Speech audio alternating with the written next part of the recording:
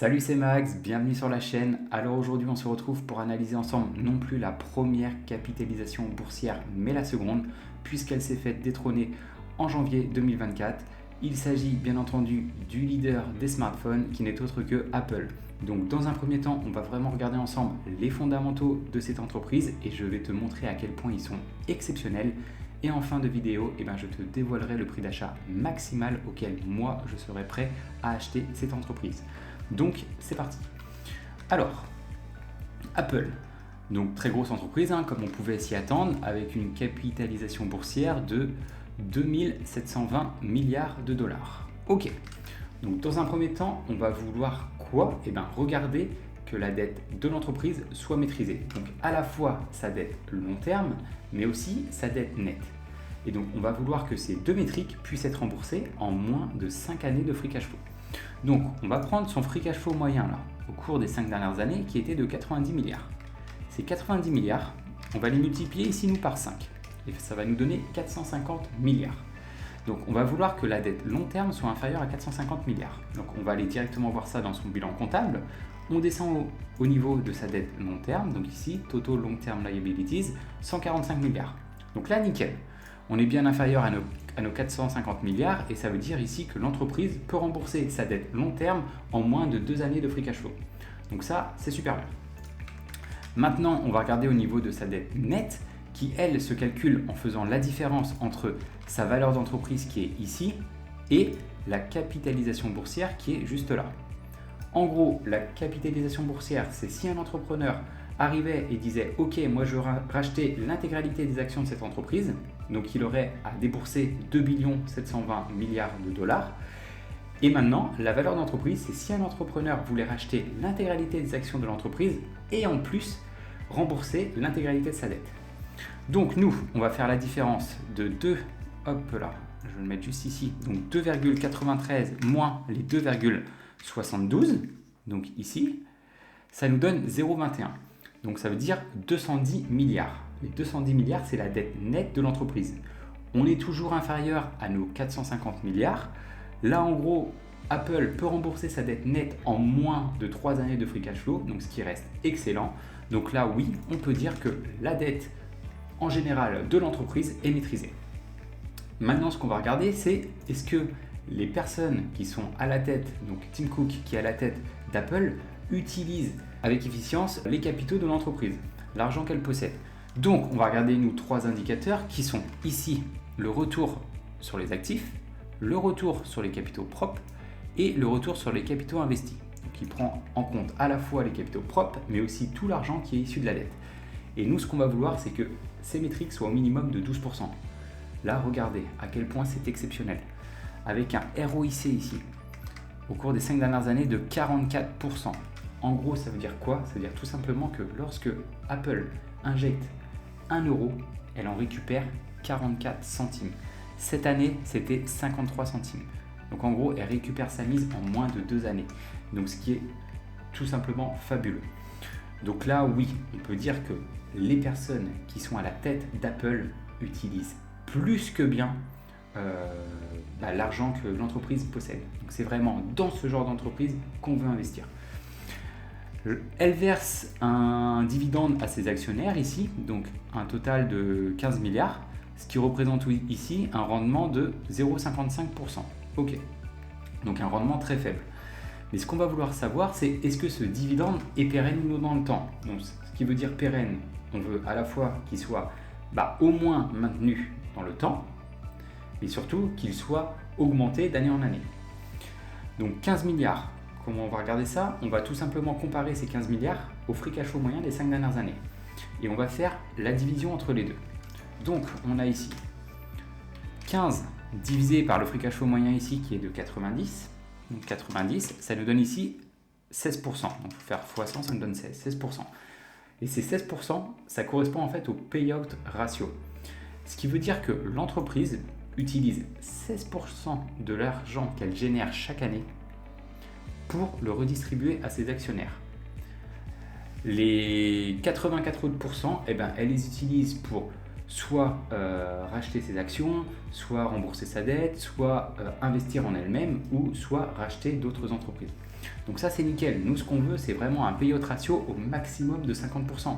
Donc là, clairement, le dividende de l'entreprise Apple est plus que pérenne et il pourra être largement augmenté au fil des années. Elle a ici une marge brute de 45%, donc ce qui est pas trop mal, et des marges nettes, franchement là, de 24-26%, ça c'est nickel. Nous, ce qu'on recherche, c'est vraiment des entreprises qui ont au minimum 10% de marge. Donc là, c'est parfait. Maintenant qu'on a regardé ça, on va vouloir voir s'il y a toujours en fait de la croissance avec cette entreprise. Parce que plus une entreprise va être importante, plus il va être compliqué pour elle d'avoir de la croissance et de gagner des parts de marché.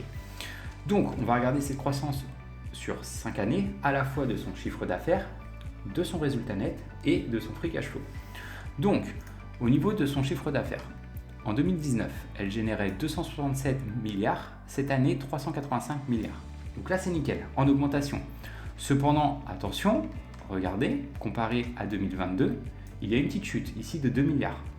Donc il faut voir si l'entreprise est arrivée ou non à un plateau, ou si ça va se stabiliser, si ça va repartir à la hausse, ou si au final, elle a atteint son sommet et à partir de là, Apple va commencer à décliner. Ok, donc ça c'est bien, c'est coché. Maintenant, au niveau de son résultat net, il était en 2019 de 57 milliards, nickel, cette année 100 milliards, parfait. Ça, c'est ce qu'on aime voir. Et enfin, au niveau de son free cash flow, en 2019, il était de 63 milliards, cette année 106 milliards, c'est nickel, c'est validé. Donc là, actuellement, l'entreprise Apple coche toutes les métriques que l'on regarde. La dernière qui nous reste à voir, ça va être le nombre d'actions en circulation, qui est une métrique qui est très peu regardée des investisseurs et pourtant elle est plus qu'importante. Pourquoi ? Tout simplement, ça va nous dire si oui ou non l'entreprise dilue ses actionnaires. Donc s'ils vont avoir une part du gâteau toujours identique, inférieure ou un peu plus importante. Et donc nous, on va vouloir que cette métrique soit au minimum stable dans le temps et encore mieux si c'est en diminution. Donc en 2019, il y avait 17 milliards 820 millions d'actions, cette année 15 milliards 580 millions d'actions. Donc là, c'est nickel. L'entreprise Apple rachète régulièrement ses actions. Donc là, c'est parfait. L'entreprise, on lui donne un 10 sur 10. Elle coche les 10 métriques que moi je regarde. Maintenant, ce qu'on va vouloir faire, c'est estimer un prix d'achat idéal pour pouvoir acheter cette entreprise. Donc on va aller regarder dans un premier temps, ce que pensent les analystes. Donc ils s'attendent à quoi ? Ils s'attendent déjà au niveau de son bénéfice par action. Donc qu'il progresse toujours aux alentours des, donc plutôt pas mal pour une entreprise aussi importante, aux alentours des 9 à 10%. Ok, donc ce qui est bien. Et au niveau de son chiffre d'affaires, donc lui il sera forcément un peu plus bas, donc c'est normal. Et là on est plus à une croissance, il faut se méfier des derniers chiffres parce qu'il n'y a que 4 analystes ici à droite, mais on va être toujours à une croissance des 6% en général je pense. Ok. Donc maintenant on va utiliser un outil qui va nous permettre de calculer le prix d'achat maximal pour acheter cette entreprise. Juste avant, si tu n'es pas abonné à notre chaîne, je t'invite à le faire. Tu seras notifié des prochaines vidéos que nous sortirons et en plus, ça permet de nous soutenir. Donc, au niveau des estimations, donc comme d'habitude, moi je réalise toujours des estimations sur 10 ans parce que je suis un investisseur long terme. On va réaliser toujours 3 types d'estimations, des estimations plutôt pessimistes, des estimations on va dire réalistes et des estimations un peu plus optimistes. Donc au niveau de la croissance du chiffre d'affaires, moi je vais partir ici sur du 4, du 6 et du 8. Ok. Maintenant, au niveau des marges, on voit que les marges là, elles étaient assez constantes, aux alentours des 23-24% au cours des 5 et 10 dernières années. Il y a juste cette année où il y a eu des marges un peu plus importantes. Donc nous, on va partir sur du 22, 24, 26. Pour les marges sur le free cash flow, alors elles sont un tout petit peu plus importantes que les marges nettes, donc ça c'est bien, c'est vraiment ce qu'on aime voir. Donc nous on va partir ici sur du 24, 26, 28. Maintenant, au niveau du PER et du PCF. Donc là en fait, c'est le PER et PCF qu'on pense que l'entreprise aura à l'issue de nos 10 années d'estimation. Et en gros, il faut savoir qu'un indice tel que le S&P 500, son PER moyen il va être de 15. Et nous, on va pouvoir en fait ajuster cette métrique en fonction de 2 facteurs. Le premier, c'est est-ce qu'il y a une forte croissance du chiffre d'affaires ? Bon, là, honnêtement, entre 4 et 8%, c'est pas exceptionnel, mais c'est pas mauvais non plus. Ensuite, le second facteur, est-ce qu'il y a un fort retour sur les capitaux investis? Là, honnêtement, quand on voit un ROIC ici à 10 ans de 32% et qui augmente d'année en année, donc là, oui, l'entreprise Apple, en plus Apple c'est un gros moat, n'importe qui, je lisais une étude récemment qui disait, je sais plus, je crois que c'était plus de 50% des Américaines âgées de, je sais plus, ça devait être entre 15 et 24 ans, un truc comme ça, qui disaient qu'ils ne sortiraient pas avec un garçon si ce dernier ne possédait pas d'iPhone. Donc c'est là pour vous dire à quel point en fait cette marque c'est devenu en fait un statut social. Donc oui, clairement Apple mérite ce premium. À quel point? Moi pour ma part, je pense que ça va être du minimum du 20 pour Apple, 22, 24. Honnêtement, j'aurais même pu mettre 22, 24, 26. Mais bon, on va être un peu plus conservateur. 20, 22, 24. Et maintenant, au niveau du rendement que je souhaite. Là, ce qui va correspondre en gros à ma marge de sécurité, soit je pourrais mettre du 9% comme un indice de référence, sauf que moi, en fait, ça me laisse aucune marge. Si les estimations là ne se réalisent pas, je suis un peu mort moi sur ce que j'ai fait. Donc, je vais mettre minimum du 12%, du 13,5% et du 15%. On analyse tout ça et ça va nous donner ces chiffres. Donc, comme on peut le voir, l'entreprise Apple semble surévaluée. Rapidement, pour vous les expliquer, en gros, si par exemple, les estimations, on va dire, moyennes se réalisent, donc celle-ci, et que vous souhaitez réaliser un rendement de 13,5%, alors il faudrait acheter l'entreprise ici aux alentours des 110$.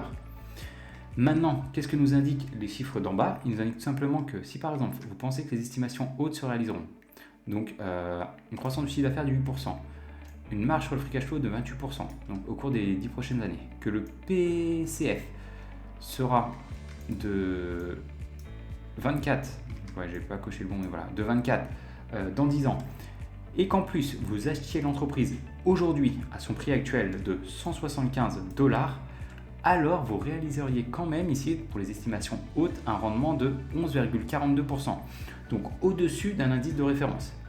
Après voilà, c'est vraiment sans se fixer de marge de sécurité. Moi, c'est pas de cette façon que j'investis. Moi, mon type d'investissement, c'est on essaye de mettre ici des estimations réalistes, mais un peu plus même conservatrices.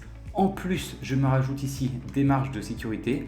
Donc clairement, pour conclure sur cette entreprise, Apple, c'est une entreprise que j'adore. En plus, elle a annoncé récemment qu'elle allait stopper tous ses investissements sur son véhicule électrique. Je n'étais pas forcément fan, donc là c'est très bien. Elle n'en parle plus, elle va vraiment se focaliser sur ce qu'elle sait faire. Et donc oui, Apple, c'est une entreprise que je souhaite posséder en portefeuille. C'est juste qu'à mon sens, elle est un peu trop surévaluée. Moi, je vais mettre ici un prix sur ma watchlist à 110$. Et lorsque l'entreprise arrivera à ces 110$, je commencerai à rentrer en position dessus. Donc voilà, c'était Maxime, j'espère que tu as apprécié cette vidéo. Dans tous les cas, on se retrouve dans une prochaine. Ciao!